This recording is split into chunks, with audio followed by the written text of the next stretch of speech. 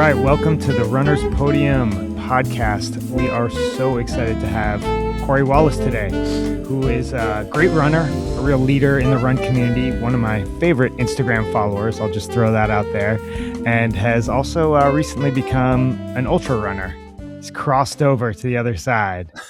So, Corey, thanks so much for joining us. Hey, thanks so much, man. I appreciate it. It's when you mentioned crossing over to the other side, I'm like, what have I done? I I don't think I can answer that question. I don't know. It's wild.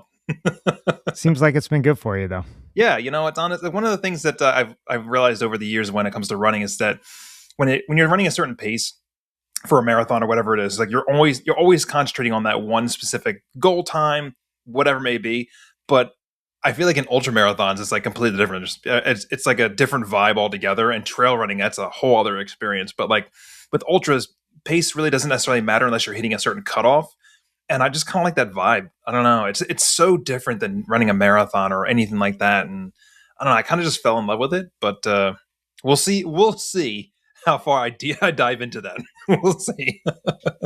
It's a deep dive. Like you can go. It seems like people are just continuing to go deeper and deeper. Yeah. All right. So without further ado, let's get into these categories. So let's start with your top 3 most memorable running moments. Oh, wow. Do you want them in order, or do you want them like from best to worst? I think it's up to you. It's good to do number 1 first if you have so that. Yeah. So like my number 1, I feel like it's running the New York City Marathon with my wife, Jessie. I feel like that was probably one of the best, like most memorable moments, because New York City Marathon is such a big race in general, and running alongside my wife was probably like one of the best experiences I've had like ever in running. It's just kind of neat. Just in general, just kind of enjoying the vibes and just running alongside with her. That was her, I think it was her second world major, I forget. And then after that, I feel like breaking 3 hours in the marathon, that was just an incredible experience. I didn't know if I was actually going to be able to do it. I snuck in. I think I hit it. It was 2:59, 57. I just got in there. I'm like, oh, I did it finally. Yeah. And then I guess running my first ultra marathon, I feel like that was something I was kind of crazy. I didn't see myself ever running ultras at all, ever. And just doing that and knowing what the human body is capable of doing, I think it's something that's kind of it's kind of wild. I don't know how else to describe it, but that will always live with me. Running my first ultra marathon, and just seeing just evolving in general in running. Was that the one in the Philly area that you recently did? No, so that was the second one I did. So the first one I did was called the Loopy Looper, and it was like a 4-mile loop around Cooper River Park in Jersey. And it was like a 12-hour race, and I ended up running I think it was 56 3/4 miles. Ultra marathons, they're notorious for not being rounding off the certain number. So you won't run 50 miles exactly. You'll be 51 and 0.1, or it would always be off. It would never be the right amount. But this one I think it was 56 3/4 or something like that. And I got it in 11 hours and something, which is actually it was wild doing that one, because that was my first time experiencing having an aid station or stopping during a race, walking during a race. It's something that was completely different. But the one I did recently, the Dirty German one, that was crazy. That was another loop. I feel like I like looped courses when it comes to ultra marathons. It's weird. But that was a fun one too. 50-miler one. So it's looped courses is just it's a whole different thing. 4-mile loop. That's what a mentality that is. It's all mental. That's what it is. Exactly. I love those. What about your top 3 running shoes? Which is probably, changes obviously, but at the moment. So I guess it really depends on the run. I will say, so I'm going to put this out there, and because I don't run in this one shoe anymore, but I'm going to put it as my number 1. It's the Saucony Endorphin Speed 2. That one, I don't even know I can find that. I have a couple pairs in my basement right now that have way more miles than they should have on there. I just can't get rid of them. I'm they're such a good shoe. But yeah, I kind of wish they had that still, but I mean, they could have to keep moving on. But I think after that, I think it would end up being I'm running in Mount to Coast right now, and I'm loving those shoes. The Mount to Coast H1, which is their hybrid shoe, road and trail shoe. That's such a good shoe. I never even heard of the company. I think I heard of it I think they're somewhat new. I think they're 2 years old, something like that. I heard about it like maybe 6 months ago, and I'm like, I don't even know anything about this brand at all. I'm like, whatever. So I tried it, and I'm like, this is actually a pretty decent shoe. And then they came out with recently the C1, which is their like ultra road shoe, and that one is like an unreal shoe also. I'm like, Cool. I kind of dig what they're doing, and it's just I like the style that they have. It's just plain and simple. It's just a running shoe with just whatever kind of foam they're using. I'm not a shoe guy, so I'm like, I can't really be like, well, it's got this kind of foam, but Yeah. I don't know. I love those shoes. I don't know. I'm using those for a lot of my ultras now, so which is Cool. a good thing. So yeah. Nice. I'm not even aware of that brand.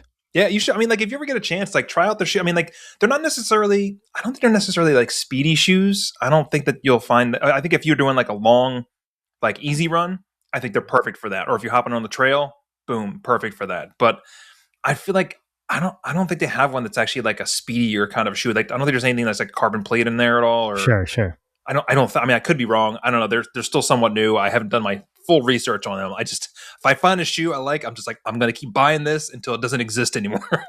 Hell yeah. I feel that. I Yeah. feel that. All right. What about top 3 running moments that didn't go as planned? Oof. Well, one comes to mind. Philly Marathon was my very first marathon. I think you and I talked about this before, like a while ago. I did not fuel at all, like for that race. I guess I just planned like just to run the same pace the whole time because it was my first marathon. I was like, I'm gonna run like 7 minutes per mile. Like this is what I can run on a regular run. I'm gonna do this for 26.2 miles, and that did not work out well because I didn't fuel. I barely hydrated. It didn't end well. So I learned my lesson from that one. I think so. I think the next two come hand in hand, I guess. And the only reason I say this is because the same thing happened in both of these races, and I don't know why I'm fixating on this, but Boston Marathon 2024, I fell at mile 23, and I'm Oh, like, man. God, it's like somebody came up behind me, they tripped me, and I ended up falling. I'm like, this is ridiculous. It was like, I'm like, all right. I was like, that, I think that race like broke me after that point. If it didn't do it already before that 23-mile mark, it definitely did then. And plus it was like super hot out that race. And then London Marathon last year, or I think it was last year. Yeah, maybe 2 years ago, 2020. I don't know when I did it. I forget. But I fell at mile like 1.5 in the beginning of that race. So apparently I can't like stay upright. Gravity loves me, I guess. I don't know. Dude, it happens. It's like Yeah. such a nightmare scenario, but you hear about it more than you think. Like someone I know, was doing like a world major recently, and same thing. They were crushing it, and then like around halfway through, someone just tripped them. They got tripped up, and he broke his foot. Oh, Like damn. I think he Oof. finished the marathon, but Sure. in pain, but now it's Hey paying man, for it's that. PR or ER. That's what it Yeah, is. That's that mindset. I don't know. I just think that like I just think just tripping it definitely. I mean, it's embarrassing at first, but also too like what you do after that moment is what matters the most. If you just kind of like just lay around and you kind of complain, it's just like, well, this is what it's yeah, going to be. But if you get up and keep moving and you make it to the finish line, I feel like that's, mentally yeah. and physically, I think that's the best thing to do for you, as opposed unless there's something severely wrong. But But I think, one lesson to take away is not only for yourself, but other people out there, like spatial awareness in oh yeah, races. It's absolutely. like Well, I try mean, to, it's hard to do with like, for it I know is London Marathon is very hard to do that because London Marathon is like packed. super duper packed, and yeah, there's just people everywhere. I mean, I get it. It's just streets aren't made for that many people at one time period, so Totally. like it makes sense. But it's funny. I ended up PRing in London anyways, even after I tripped. So That's there's that.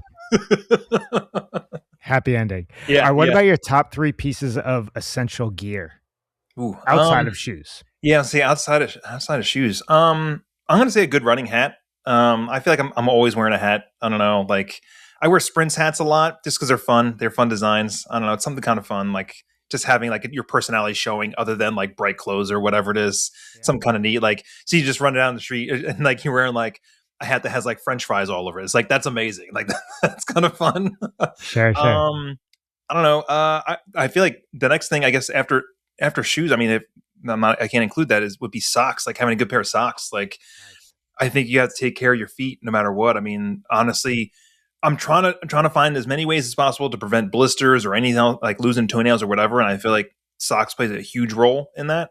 And like just kind of keeping your feet dry. I think that's like really important. I guess the last one I guess would be my watch. I guess. I gotta try. Listen, it doesn't count unless it's on Strava, so I gotta get in on Exactly. I have an honorable mention for you. What about like your light up run vest thing? Because I'm a morning runner, like in the winter. That's signature. That I love that. I love it. I'm not using it now. Thankfully, I'm not using it now, just because it's like bright in the mornings. Like I get outside and I'm like, sun like this is amazing. Yeah. But I use that vest like quite a bit. Like that is probably that actually. Yeah, that would probably be a good top 3. Just because I'm not using it currently, but it definitely has saved me a couple of times from like, because people can see you while they're driving or running or whatever it may be. Like just safety in general. Yeah, is just essential. So that I feel like that would be a good one for top 3. Yeah, because it's funny. Like I also run in the dark in the winter in the mornings, but in New York, I don't really contend with cars. Sure. I only have like 1 or 2 little street crossings, and then most of my runs are all on like paths by the river or on the bridges. I'm so jealous. I'm not really contending with cars as much. Yeah. I see you do your bridge runs. I'm like, man, like I need a good bridge run. I need because the views, I feel like they're just awesome. I don't know. Like yeah, it's amazing. It's an amazing feeling to be on the bridge in the winter, like when it's cold, but you feel warm and maybe it's dark and there's like the moon and shining on the river. Yeah, and man. It's just quiet. It's just so quiet in New York. It's like, wow, this is a cool time to be out here. It's the calm before the storm. Yeah. Yeah, exactly. All right. What about top 3 running pet peeves? Which can be about running. It can be, training. I think other runners. I'm gonna say, I'm just gonna say, like, anybody not waving back or acknowledging that I'm actually there. You know what I mean? I understand if you don't see me, that's a different story. But if we make eye contact and I wave or I say hi or I let out like a grunt just because I'm like working hard or whatever it is, I expect like something in return. Like anything. You could sneeze and be like, okay, like I'm here, like anything. But if you don't, I'm like, all right, like, screw you, buddy. Like, whatever. I don't know. I think that's the big one. I always know I'm outside New York when people wave to me when I'm running, because New York. Yeah, I can imagine. No. I think another one would be like probably people who take up too much space on a pathway. I guess I think like for especially like trail running or running on a sidewalk or whatever, if you can fit just one person wide when you're actually like running, that's perfect. But when you're in like a group setting, you have like multiple people taking over. It's like, I don't know where to go. Like, do you want me to dip out into the street? Do you want me to go jump in this bush over here so I can get out of your way? Like, it's like really, I feel like people don't follow the rules of the road either. Like, yeah, it's just like, that is just something that's like, I think that should take number 1, actually, just because I feel like people just do that all the time. I understand you want to have a conversation with the person, but if you see someone else coming towards you, like tuck in behind them or like make it in such a way that you make it better for both people or all parties, I should say. I don't know. That's oof. 100%. And then, actually going with that same thread, this might ruffle some feathers, but like any kind of cyclists, I feel like cyclists are just like, they're just mad at runners. Or at least where I'm at. I don't know. I mean, I feel like sometimes whenever I see a cyclist like coming in like either towards me or whatever, they don't wave. You don't have to. Some say hi, whatever. But there was one incident like a while ago where I was running in the road, like on the shoulder, just because it was safer, because I feel like sometimes running on the sidewalk, it can be a little dicey just because the sidewalks are not 100% like flat, or like there's like cracks and like roots and everything or whatever. So like, if I'm running on the shoulder of the street, it's a little bit better for me to do that rather than getting hit by a car. But then there was a cyclist that was coming up behind me, and they were like, I forget exactly what they were saying, but they were like super duper angry that I was in the road, but not on the sidewalk. And I'm like, listen, there was no cars coming in any direction. So it's not like the person could have easily moved over and been fine. Sure. But I'm like, okay. I mean, I understand, like, I'm kind of in the way, I guess, but like, no need to be mean about it. Like, I don't know. I don't know. Good one. I don't know if it's a cyclist thing or not. It's probably not. I'm probably gonna I'm gonna get a lot of hate for that, but The never-ending cyclist versus runner battle. yeah. Love it. What about your top 3 favorite races? Oh wow. All right. That's an easy one. Grandma's Marathon. Beautiful Nice. course. It's that's why I broke 3. And putting the time aside, like that was probably like one of the coolest ones, just because you're running alongside Lake Superior for a long period of time, and that's like it's like free air conditioning for you because it's like the wind's blowing right off the water, which is great. Nice. New York City Marathon again because I ran that with Jesse. And then probably London Marathon, I think, because London was like really cool because you saw a lot of cool things when you were there. I think it was kind of neat, like seeing all like the iconic things and like just being in that atmosphere. And also, I feel like London and New York kind of were competing, I guess, when it comes to crowd support. I think New York is like you have certain parts where you're like you can get in your head because there's nobody cheering you on, like the bridges especially, like no one's there to cheer you on. But in London, it is like a constant, like 95% of the race, you have people yelling and cheering at you. And there's only like one part where it's like you get to catch your breath a little bit. But then, by the time you notice that, it's over. Right, yeah. Yeah. So yeah, I mean, I think it's good. I think Grandma's definitely is number one for me, just because I don't know. I think that holds a special place in my heart, just because I did break 3 hours there for the first time, and also just because the course is just beautiful, just Yeah, in I've heard general. great things. Yeah, yeah. If you ever get a chance to run it, I highly recommend it. It's I good. would like to. What about your top 3 favorite places to train and run? Oh, I would say anywhere on the trails. That's a good one. Any kind of trail, because I feel like that's just like that's where I'm at right now. And I think trail running is just like different. It's like you like I feel like time gets lost. You're just like you can go outside like and be like I'm gonna run for 4 miles outside, and it takes you like, let's say 40 minutes or whatever.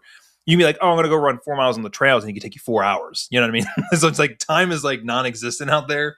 Um, Yeah. I want to say, Inverness in Scotland. That's one place I loved. I love running around there. Jesse and I have been to Scotland numerous times, and we've stayed in Inverness. And there's this really cool, like, I think they call them locks, I guess. Mhm. And you can kind of like run around it, sort of, and run across it or whatever. It's really beautiful in that area. I mean, as anywhere in Scotland, but like Inverness in general is like super flat where we were, like when I was running around that. But in Scotland, it's pretty hilly. But Right. yeah, I love that area and love being in Scotland. And honestly, I feel like Cool. anywhere new, like if I'm running somewhere new, I feel like that's kind of cool because I like exploring and like getting lost. I don't know, it's weird. I I don't love like that. getting lost when I'm driving, but if I'm running, I don't mind getting lost. Totally. Let's get lost. Yeah. What about your top 3 favorite like recovery tools, foods? Well, we'll say watermelon. I just picked some up today, and I'm like, what? It's like perfect for this time of year, man. Like watermelon is essential. I'm imagining it helps with like muscle recovery. I'm pretty sure it does. I just eat it because it's delicious and it's nice and cold. So I'm like, boom, done. And then I know Scratch Labs has like their vegan oat milk latte recovery mix. I have that after every run that's like over like an hour or so. Just because I like to kind of like prep for the next day, and it's just good. It has like the right amount of carb to protein ratio. So I'm like, that's what I use that like 9 times out of 10. I use that. And then I guess sleep. I Totally. mean, it's not really a tool, but it's just like I don't know. It's just something I'm like, you know what? I need more sleep. So is that second one like a coffee mix? Is it So coffee? it's like it's like a I mean I guess I don't know if it's really it has caffeine in it. Okay. It's like a regular it's like a protein shake kind of thing. Uh-huh. But not like protein. It has a I think it's like 4-to-1 or 5-to-1 carbs to protein ratio. Okay. And I never actually tried that with I probably should try that with coffee. I wonder how that would taste. I don't Cool. know. I'm really now I got to try this out tomorrow. I got to figure out how this actually works because like it's weird because I have that, and then like an hour later I'm like sipping down coffee, or maybe like half hour later. It depends upon where I'm at. I'm like I'm having coffee right now. Totally. I feel like I need that, man. I don't know. Sometimes these long runs they just get like super long, and you're just like I just need to wake up for the rest of the day. Totally, man. Totally. Yeah, yeah. Corey, all right, awesome. Could you give maybe one last thought for runners out there? Something that you've taken away from running all these years, all these miles training. I will say You know what? I think that pace doesn't matter. I think that's the one thing. It can matter to a lot of people, a lot of runners, and it can become someone's personality. But I feel like it's one of those things where, in a world where we like are constantly on the move and we're constantly worried about getting to certain places, certain time periods, I feel like running should not be something that's actually like you have to run this certain pace in order to be considered a runner or whatever it may be. Like if you run, you're a runner. If you walk, you're a runner. If you walk and then you run, you're a runner. Yeah, I mean, so like I think that's kind of like the gist of what I'm getting at. Is it's like I think that pacing is something that we all get wrapped up in. We have to hit certain targets, but like when it comes to the end of the day, it's like you are who you are. You can only run to what your capacity is. Like you can't run someone else's pace because you're not them. You know what I mean? So I think when it comes to fitness levels, we all have to do what's more comfortable for us, and especially in the summertime because it's like hot as butt outside. But yeah, I think pace should be something that's like an arbitrary number. It should be like whatever it is, just run based off of vibes. That's it. Love it. Corey, thank you so much for joining. For the listeners out there, you can find Corey at his Instagram, Core the Herbivore. Are you also on other socials that you do? I'm also on TikTok. I'm not. I mean, I'm on there, but not really. Yeah, I'm doing that. It's same handle. And then I also have a YouTube channel that I started up also. It's called Corey on the Run. I think I started like a year or two ago. I post every once in a while. I'm gearing up to actually post a lot more stuff about my current Dirty German 50-mile race. I'm going to be posting that shortly. And then I'm going to be building up to my 100-miler in October. So there's going to be a full-on series of that coming out soon too. So I'm really excited about that. So yes, do yourself a favor. Follow Corey. Check out everything he's doing. Corey, thanks so much. It's amazing to have you on the podcast. Appreciate it. Yeah. Cool. Awesome, brother. I'll see you.